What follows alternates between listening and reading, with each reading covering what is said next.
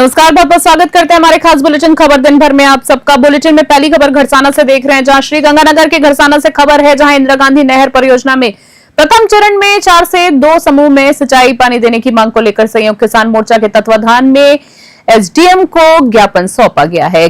किसानों ने बताया है कि इंदिरा गांधी नहर परियोजना के प्रथम चरण में नरमे, मूंग, ग्वार बिजाई से लेकर पकवा तक 4 में से 2 समूह में सिंचाई पानी देने और अगर तुरंत प्रभाव से पानी नहीं दिया गया तो किसान आंदोलन करने की रणनीति तैयार करेंगे। इस मौके पर किसान नेता सत्यप्रकाश तेहाक, कॉमरेड लक्ष्मण सिंह, किसान नेता शोभा सिंह ढिल्लो, पंचायत समिति प्रधान प्रतिनिधि गुरमीत सिंह, किसान नेता कालूथोरी समेत कई किसान मौजूद रहे। घरसाना से निशान सतराना की रिपोर्ट। आज संयुक्त किसान मोर्चे की तरफ से व्यापार मंडल में बैठक करके और इंदिरा गांधी नहर के प्रथम चरण में 4 में से 2 समूह में सिंचाई पानी की मांग को लेकर मुख्यमंत्री और कलेक्टर महोदय के नाम ज्ञापन सौंपा है।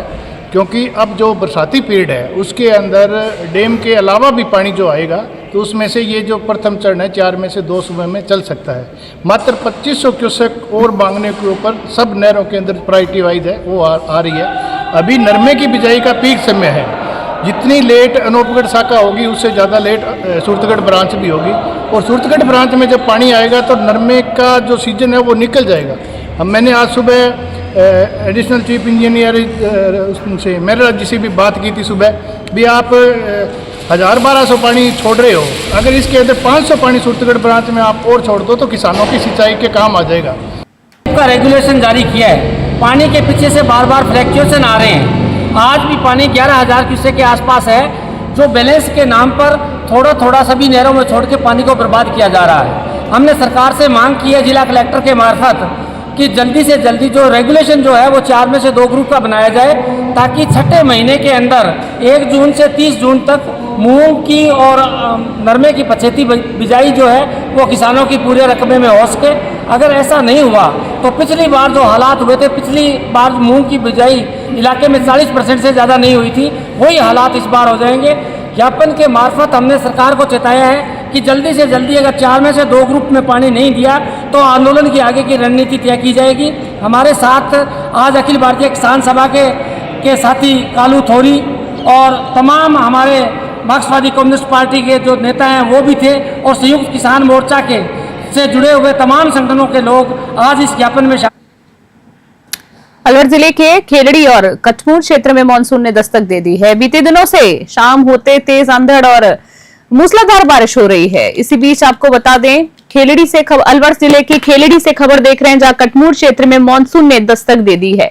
बीते दिनों से शाम होती तेज अंधड़ के साथ मूसलाधार बारिश हो रही है। साथ ही खेलड़ी कस्बे के मोहल्लों और बाजारों में पानी भर गया है। कई जगहों पर तेज हवाओं की वजह से पेड़ धराशायी हो गए हैं। बारिश और आंधी के चलते बिजली आपूर्ति की बार बाधित हो रही है। रविवार और सोमवार को बारिश के तापमान में गिरावट दर्ज की गई है, जिसमें लोगों को गर्मी से राहत मिली है। मौसम के बदलाव ने खेती को लेकर उम्मीदें बढ़ा दी हैं। साथ ही क्षेत्र के अब किसान बाजरा, ग्वार और ज्वार की बुआई करने की तैयारी में जुट गए हैं। बारिश के कारण मौसम सुहाना हो गया। लोगों ने बारिश में नहाकर जमकर आनंद भी उठाया है। खेड़ी से इकलेश शर्मा की रिपोर्ट।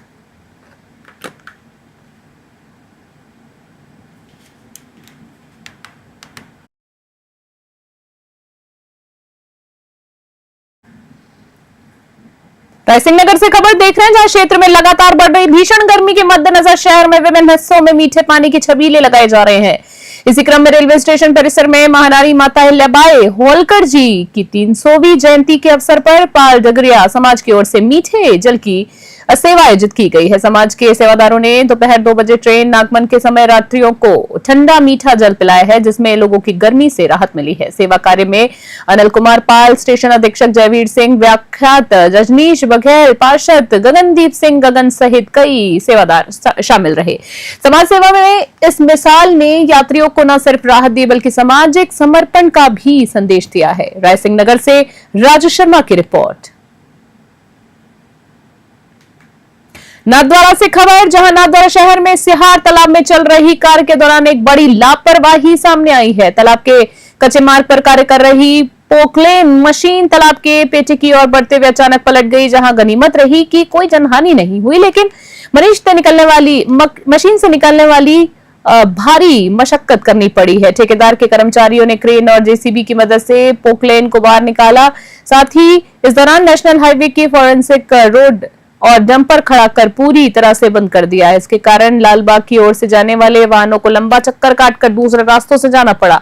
कांकरौली और आसपास के इलाकों में वाहन चालकों को विशेष रूप से परेशानी हुई। वहीं दोपहिया चालकों को भी काफी दिक्कतों का सामना करना पड़ा। करीबन 1 घंटे से भी अधिक समय तक मशीन को निकालने की कोशिश जारी रही, लेकिन पोकलेन कीचड़ में फंसी रही। इस घटनाक्रम को देखने के लिए बड़ी संख्या में स्थानीय लोग भी मौके पे जमा हो गए। लोगों ने ठेकेदारों की लापरवाही को लेकर नाराजगी भी जताई है। नाथद्वारा से ब्यूरो रिपोर्ट। बुलेटिन में अगली खबर सीकर से। सीकर के गोकुलपुरा थाना पुलिस ने बाजेर गांव के रॉयल्टी नाके पर जानलेवा हमला करने वाले आरोपी सुनील मीणा को गिरफ्तार कर लिया है।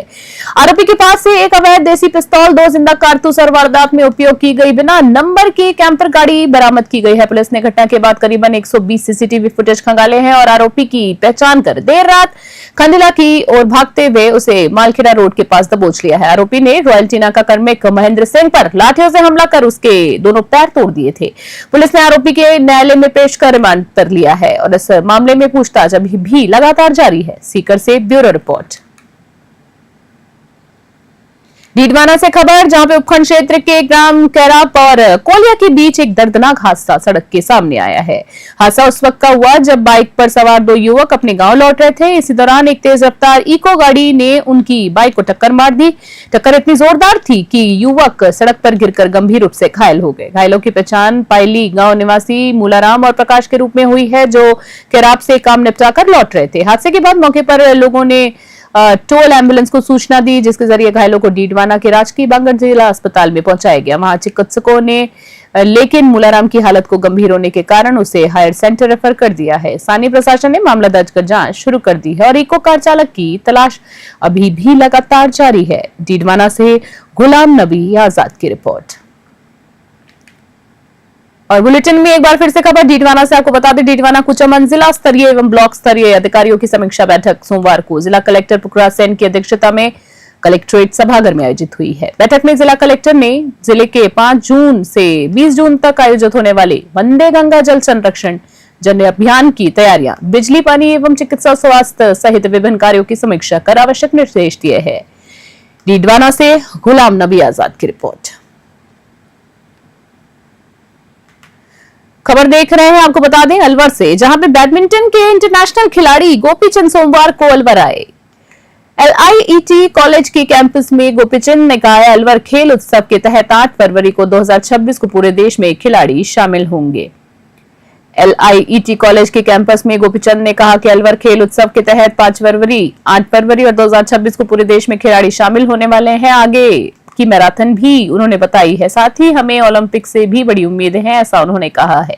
गोपीचंद ने कहा है कि 2047 तक हम विकसित भारत की तरफ जा रहे हैं। ये सब विजनरी लीडरशिप की बदौलत ही संभव है। टाटा ने कहा था कि कोई देश आगे बढ़े, इसके लिए गरीबी मिटाना ही जरूरी नहीं है, बल्कि हुनरमंद को मौका मिलना चाहिए। वे आगे बढ़ेंगे तभी देश आगे बढ़ेगा। सबके लिए खाना, चिकित्सा और घर अलग अलग विषय, लेकिन देश के बच्चों को आगे बढ़ाने के रास्ते जरूर दिखाने चाहिए। सांसद भूपेंद्र यादव ने कहा कि अगली मैराथन तक इस शहर को सबसे स्वच्छ भी बनाएंगे। साथ में समर कैंप LIET कॉलेज के कैंपस में चलेंगे। साथ ही गोपीचंद ने कहा है, अलवर सांसद का खेल उत्सव का आयोजन बेहतरीन है। सभी लोग खेल में आगे आना चाहते हैं। वैसे खेल लोकल पॉपुलेशन के हिसाब से होता है। अलवर से हेमंत जैमन की रिपोर्ट। गोपीचंद जी ने एक स्टैंडर्ड तय किया है और जैसा उन्होंने कहा भी है कि स्पोर्ट्स में मोटिवेशन होना चाहिए, फिजियोथेरेपिस्ट की जानकारी होनी चाहिए, डाइटिशियन की जानकारी होनी चाहिए, साइकोलॉजिकली स्ट्रांग होना चाहिए, टीम स्पिरिट होना चाहिए। और जो हमारे जब पिछली बार हमने अलवर सांसद खेल उत्सव की बात करी थी तो आप लोगों ने कहा था कि फिर इसको आगे भी बढ़ाओगे बच्चों को, तो मैंने कहा था और मैं आज फिर आपके सामने कह रहा हूं, इन 700 बच्चों में भी जो बच्चे टॉप में होंगे उनको हम इससे नेक्स्ट लेवल पे भी ट्रेनिंग के लिए दिल्ली साइकियां लेकर के जाएंगे और उनको हम अलवर से बेस्ट स्पोर्ट्स की जो हमारे खिलाड़ी हैं उसको निकालने के लिए। अभी के हमारे खास बुलेटिन खबर दिन भर में फिलहाल के लिए इतना ही। इस तरह की ताजा तमाम अपडेट्स के लिए देखते रहो और बने रहे हमारे साथ। नमस्कार।